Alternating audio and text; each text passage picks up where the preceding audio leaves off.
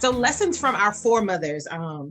I remember vividly one day I was in graduate school and I had the honor of being able to drive my grandmother somewhere where it was just she and I. And that hadn't usually happened. There's usually a bunch of people around. And it was one of the rare moments I had as an adult where it was just she and I. And she was asking me about what I do and trying to get an understanding of what I was going to school for and you know, trying to make it make sense so she could have a real conversation with her baby, right? And she said something to me in that car that I have always, it was like a lightning bolt and it has stayed with me because I think it is so true for so many Black women. It has been true for me. It hit me because I felt seen and I felt connected to my grandmother in a way that I didn't have before. And then I've seen it just reverberate in so many of the other stories that I have heard with my clients. And what she said was, you know, baby, just because a person can take more doesn't mean that the load is any easier for them. And I had to pause because I had always seen her as this, you know, she's been the matriarch of the family, right? I'm this old where I've seen my grandmother, I tell my daughter stories too. I've seen my grandmother like skin a rabbit. Like I've seen her like take sugar cane and chop it like it was nothing, right? I've seen her always be able to handle everything that's come her way. And for her to have that, to allow me to have that insight into the vulnerability of all that encompasses, helped me see her in a new light. But it also affirmed for me that there is strength in vulnerability. And I think things really began to change for me the more I start to sit in that place of, okay, we all are carrying heavy loads. And so it's my responsibility to tend to mine and make sure that mine doesn't get in the way of other people's, but also remember to have grace and compassion when I'm engaging with other women, especially other Black women, that they are probably carrying things that one would never see from the outside looking in. Yes. And that has shown up for me over and over again. And it's so amazing to me how much deep wisdom, real wisdom, the lesson, it's almost like a delicious meal, right? The flavors just get deeper. Your appreciation for it just gets greater over time. And so we probably had that conversation 20, 25 years ago, and I still think about it regularly today. And then the other thing that I think that I have learned from my other grandmother, she was a deacon in the church. So both of my grandmothers attended the same church. My grandmother was head of the usher board, and my grandmother was the main deaconess. My other grandmother taught me how to have a good time. My other grandmother taught me how to make a good highball. My other grandmother taught me that booty popping Bennett. She was the woman right? Multifaceted. We are multifaceted, right? And that ain't nothing wrong with it. If you feel a kind of way and you want to shake, and this was my other grandmother. If you want to shake your ass, then you shake your ass. And so I have been imbued with a sense of fullness in myself and confidence in myself, a willingness to recognize that my particular magic is special and to bring that into the spaces where I am. I don't have to know it all, but if I focus on doing me really well, it probably will uplift and lighten the room for other folks, as we have seen demonstrated session after session after session after session during this conference. Listen, because the conference has given me life again renewed here in the end of 2021, for sure. Yes, First of all, shout out to your grandmas, both of them. And ain't it beautiful when you see the multifaceted Black feminisms that our grandmothers applied, right? When they're like, listen, I'm gonna go ahead and get this spiritual teaching and all that, but also twerking is acceptable. Twerking is absolutely acceptable. Let's put it all together. I can be with the Lord if I want to. Absolutely. There is a place and a time for everything. There's a time and place for it all.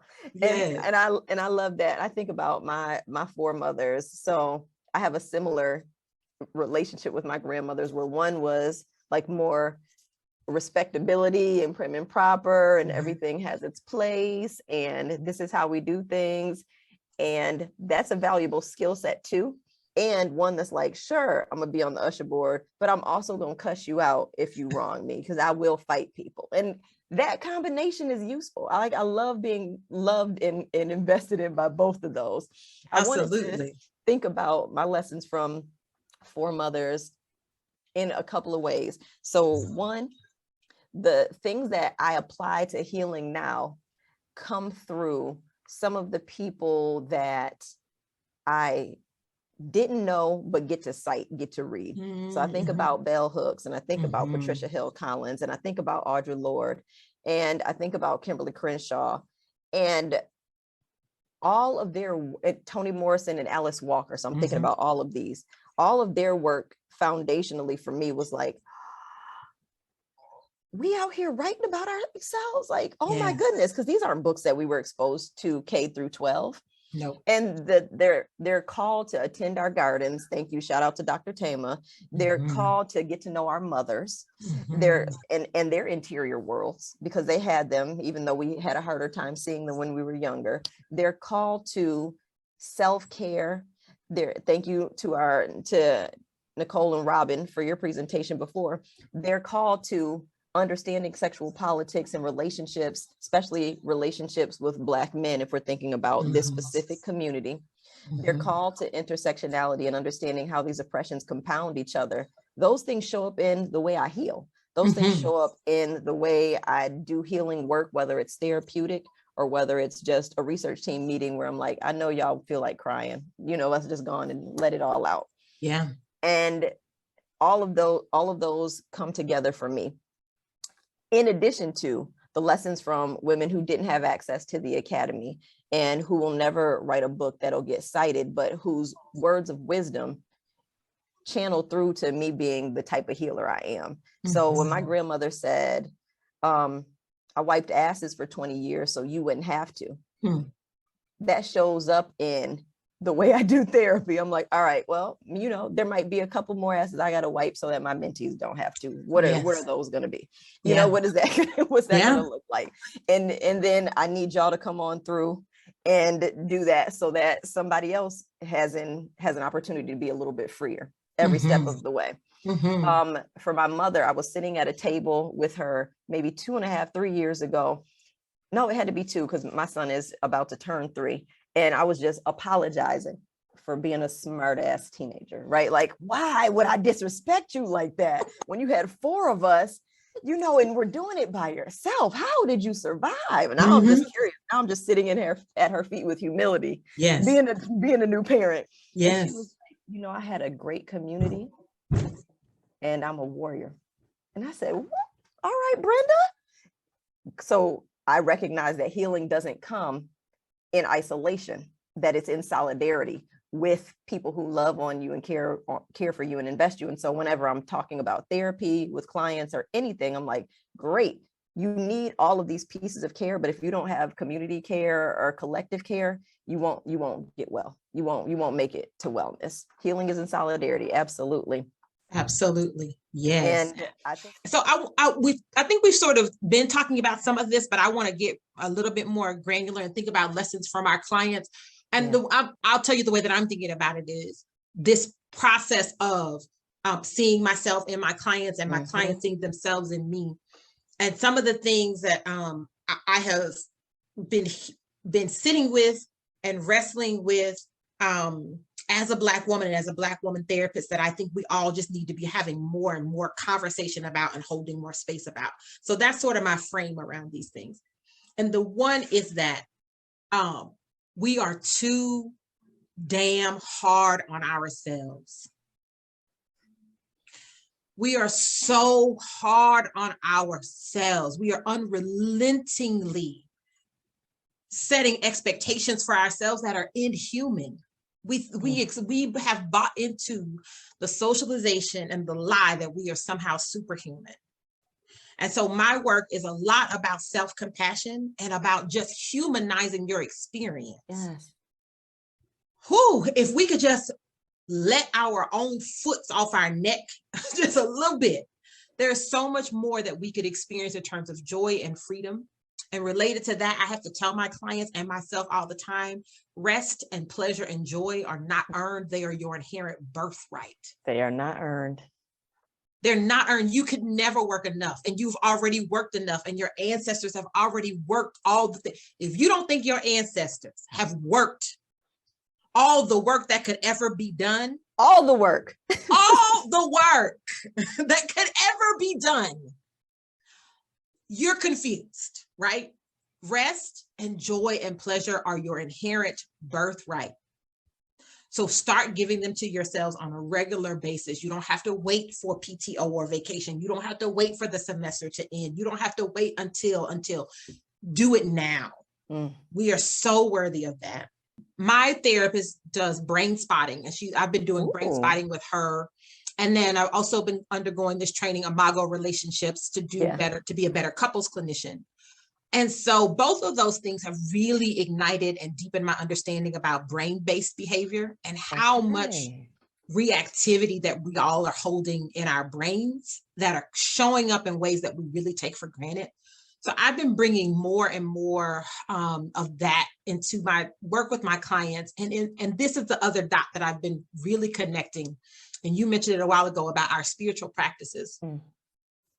So the takeaway is, the lesson learned is that we are healing, and healing is so burdensome because we are not just healing ourselves in this present moment. We are actually healing our ancestors, and we're actually healing the generation that comes after us, whether we have children or not. We are in a time, and I really, I mean, not just that I didn't appreciate what you said about me earlier, but one of the things that has been so fascinating for me being in this conference space is a recognition of, like, when I was a graduate student, I couldn't have envisioned this. There was no, this conversation that we're having and the ways that we are talking about the psychology of Black women and the things that we feel empowered and convicted to say out loud about the psychology of Black women, there was no space for that when I was a Black woman graduate student. And so I live in sort of this, like, almost in between space of, like, I was trying to say it, but I didn't really feel it around me. And so it's just a beautiful thing in ways that I could not ever articulate, to be in this space here and now, because y'all some badass motherfuckers. Listen. Y'all some badass. And the burden is heavy. Because we are doing the work, not just for ourselves, but we're doing it for our mothers and our grandmothers and our great-grandmothers, because they could have never had the opportunity to have a moment to breathe, to have a moment to think about self-care, to have a moment to even be bold enough to say, we can't do this, because they were working for us. My grandmother was born in 1916 in East Baton Rouge Parish in Louisiana, and she was the second oldest girl of 12. And she raised 4 children, and she had about a 3rd grade education. And she did an amazing job because of her, I am here. When I got tenure, I wept because I knew no one ever said that was for me. So when I'm doing the healing work for myself and for my clients, I have to remember that it may feel difficult, and I may want to not lean into my highest self on many days. And I might not want to do the work of self-care on those days, but I am doing it for her and for my mother and for my great-grandmother. Right? And that there is our capacity to be able to seismically shift our collective healing and well-being if we focus on doing our own work. Hi, I'm Dr. Nikki, and welcome to my YouTube channel. I am a licensed psychologist, a racial equity trainer and consultant, and a sex self-confidence coach. I'm also the owner and operator of Dr. Nikki Knows, where I focus on centering joy and pleasure in the mental wellness of Black folks. Thank you so much for visiting my channel.